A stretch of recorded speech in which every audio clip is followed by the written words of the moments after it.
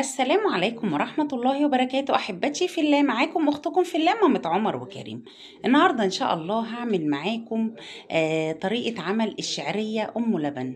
هعملها لكم بطريقة مختلفة جدا عن الطريقة التقليدية، هتعجبكم جدا جدا جدا إن شاء الله. إن شاء الله لو جربتوها مرة هتفضلوا تعملوها على طول. معانا إيه النهاردة بقى؟ مكوناتنا معانا كيلو لبن، تمام، أنا غلياه كويس طبعا. ومعايا الشعريه الكميه بتاعتك اللي انت عايزاها، عايزه تعملي نص كيلو، ربع كيلو، كيلو، براحتك خالص. طبعا معانا السكر ده حسب الرغبه، ومعانا معلقتين 3 كده من القشطه ان وجدت، لو مش موجوده يبقى خلاص. ومعانا كيس فانيليا. هي دي كل مكوناتنا.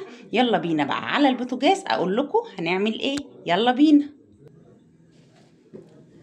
اول حاجه كده على البوتاجاز هنجيب حله صغيره حله كبيره على حسب بقى الكميه بتاعتنا اللي احنا هنبقى عاملينها، كميه الشعريه يعني. هنحطها كده على النار وننزل كده بمعلقه من السمنه تكون كبيره. معلقه سمنه، طبعا لو سمنه بلدي او زبده تبقى حاجه حلوه طبعا جدا. انا احط بقى بالمعلقه دي عشان السيليكون مش راضيه. معلقه سمنه طبعا كده حلوه، بحيث ايه تعرفي تحمري الشعريه بتاعتك فيها ما تتلسعش منك. تمام. انا نزلت كده بمعلقتين كبار عشان انا عامله كيلو الا ربع من الشعريه. هنبدا بقى كده ايه، نقلب بس السمنه كده تسيح وننزل بالشعريه بتاعتنا. اول ما السمنه ساحت كده هنزل بقى بالشعريه بتاعتي بالراحه كده واقلب. طبعا من اكلات الشتاء الجميله جدا الشعريه ام لبن يا جماعه، من الحاجات الحلوه كده اللي بتدفي، وكله كبير وصغير بيحبها جدا جدا جدا.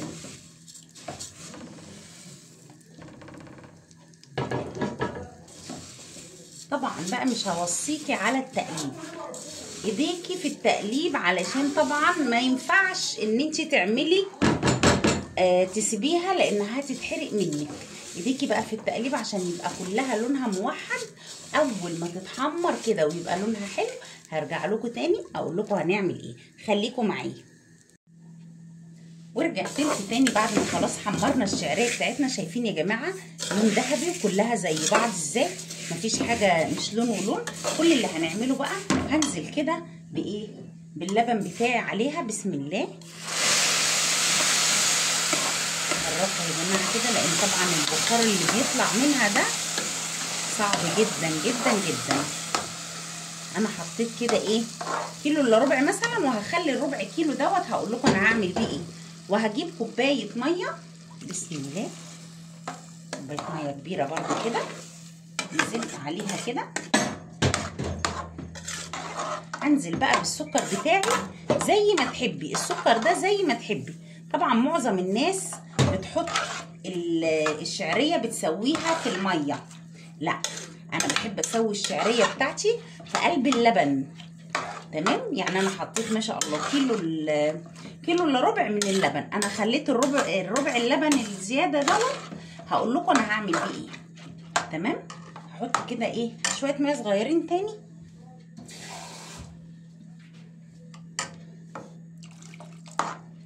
بس كده. وانزل بقى بكيس الفانيليا بتاعي. بسم الله.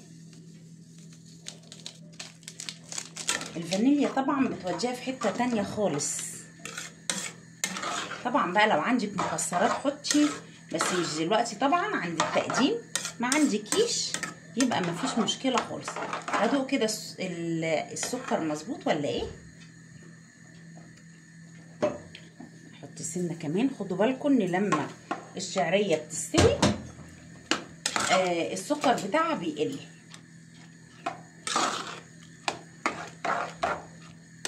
هجيب بقى ايه القشطه بتاعتي. طبعا معلقتين القشطه دول بيودوا القشطه في مكان تاني، بيودوا الشعريه بتاعتي في حته تانيه خالص.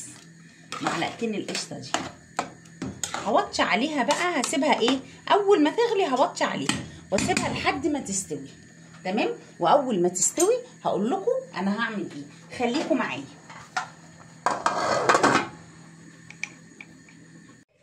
بصوا يا جماعه، انا جايه اوريكم بقى. طبعا اول ما غليت رحت انا موطيه عليها خالص وحطيت ايه تحتها الشياطه، وده منظرها لما استوت. بصوا عامله ازاي، تحفه تجنن، ريحتها بقى وطعمها جنين. بصوا حاجه كده خطيره خطيره خطيره. هوريكم طريقتين للتقديم ليها، وبراحتك اختاري الطريقه اللي تعجبك. هحطها في اطباق التقديم وهرجع لكم تاني، خليكم معايا. ايه رايكم بقى؟ انا عندي ناس بتحبها كده مفلفله زي ما هي، طبعا طعمها جنين. انا بحبها كده جدا جدا جدا، وجوزي بيحبها كده.